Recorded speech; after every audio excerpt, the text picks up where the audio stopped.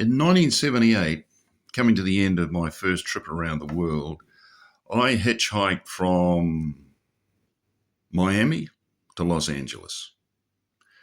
Took me quite a few days. It's probably the most dangerous thing I've ever done. Most of the guys that gave me a ride, they announced as soon as I got in the car, "I'm carrying," meaning they had a gun, and some of them would just reach under their seat and show it to me. So, yeah, I was put on notice. You behave yourself or I'll shoot you. It was a bit intimidating, but as I say, I had no choice, lack of funds. But the most dangerous ride I had was from Las Vegas to Los Angeles. I was traveling with a South African at that stage. His name was John. And we'd been standing in that Nevada heat for hours when this van pulled up. I opened the door and looked at this guy, and all my instincts said, don't travel with this guy. You know, he just had a dark look in his eye, and it was a bad vibe. But terrible heat will do strange things to your common sense. I jumped in. John, South African buddy, he jumped in as well. Off we went.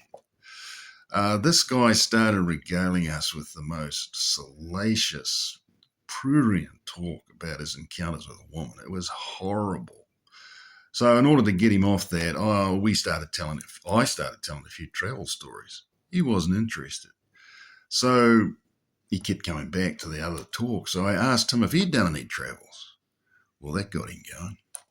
He said, "Oh yeah, my favorite place is Mexico. I just love going down to Mexico. You know why? You can run down a Mexican, kill him dead. Nothing happens.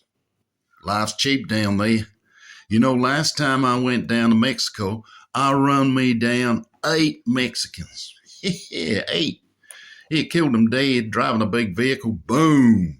I didn't know what hit him. 8 Mexicans." Well, immediately he said that, my mate John, the South African, said, "That is wrong, man. What is wrong with you? That is so disgusting, man. You are, that is wrong. You are a killer.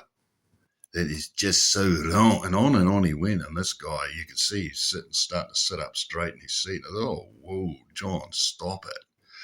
But, you know, one thing I learned about South Africans, once they get going, they ain't going to stop.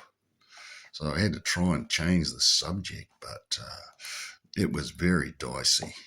And when we pulled into Los Angeles, I was absolutely exhausted trying to keep John from lecturing this guy and this guy losing his temper and pulling out that gun.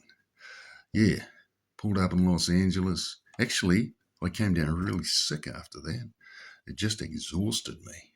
But survived it. Thank goodness.